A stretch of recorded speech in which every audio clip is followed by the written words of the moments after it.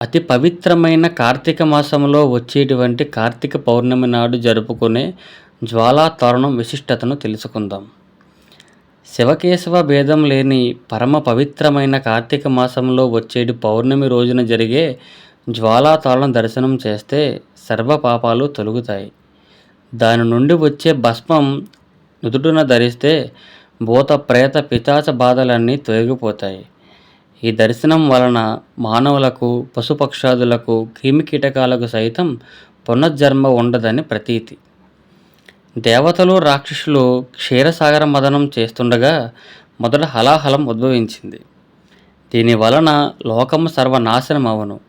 కావున బ్రహ్మాదులు పరమశివుని ప్రార్థించగా పరమశివుడు వారి ప్రార్థనలు వినిన వారే ఆ హలాహలాన్ని మింగుటకు సిద్ధపడ్డారు.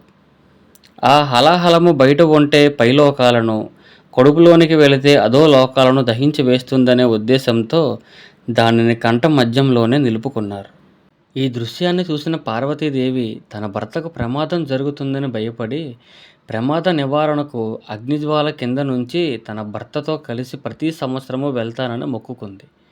పరమేశ్వరుడికి ఎటువంటి ప్రమాదము జరగలేదు కాబట్టి ఈనాటికి కార్తీక శుద్ధ పౌర్ణమి నాటి రాత్రి శివాలయంలో, విష్ణు ఆలయాల్లో జ్వాలా తోరణం కింద నుండి శివపార్వతుల పల్లకిని 3 సార్లు మోసుకు వెళ్తారు. ఇక్కడ ఒక చిన్న విశేషం. హలాహలము కంఠ మధ్యంలో ఉన్నందున శివుని శరీరంలో మంటలు మొదలయ్యాయి. ఈ మంటలను ఆపడం కోసం నిరంతరం గంగా జలాన్ని అభిషేకిస్తుంటారు. ఈ విధంగా ఆయన అభిషేక ప్రియుడయ్యారు. ఆలయంలో జ్వాలా తోరణం అమర్చే విధానం నిలువుగా 2 కర్రలు అటు ఇటు ఉంచి మధ్యలో ఒక కర్రను కట్టి దానికి ఎండుగడ్డిని తోరంగా పేని వేలాడదీసి నెయ్యి వేసి వెలిగిస్తారు. మన పూర్వీకులు ఈ ఆచారాన్ని ప్రవేశపెట్టడం వెనక ఒక కారణం ఉంది.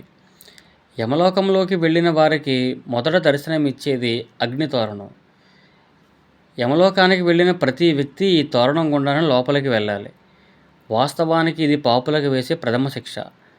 ఈ శిక్షను తప్పించుకోవాలంటే కార్తీక పౌర్ణమి రోజున ఎవరైతే జ్వాలా తోరణం నుండి 3 సార్లు అటు ఇటు వెళ్ళి వస్తారో వారికి ఈశ్వరుడి అనుగ్రహం లభిస్తుంది. అప్పుడు అతనికి యమద్వారాన్ని చూడాల్సిన అవసరం ఉండదు. అందుకే అందరూ తప్పనిసరిగా ఈ జ్వాలా తోరణ మహోత్సవంలో పాల్గొనాలి. జ్వాలా తోరణం కింద ఈశ్వరుడి పల్లకి వెనకే నడుస్తూ, శివ, నేను ఇప్పటిదాకా చేసిన పాపాలన్నీ ఈ మంటల్లో కాలిపోవాలి. వచ్చే ఏడాది వరకు ఎటువంటి తప్పులు చేయకుండా సన్మార్గంలో నడుస్తానని ప్రతిజ్ఞ చేయాలి. ఈ జ్వాలా తోరణ మహోత్సవం గురించి మీకు వివరించే ప్రయత్నం చేశాను. మీకు నచ్చితే మీ అభిప్రాయాలను కామెంట్ రూపంలో తెలపండి. తెలియని వారికి ఈ వీడియోని పంపి ఈ జ్వాలా తోరణ విశిష్టతను తెలియజేయండి. మీ మాస్ మామ శ్రీకాంత్.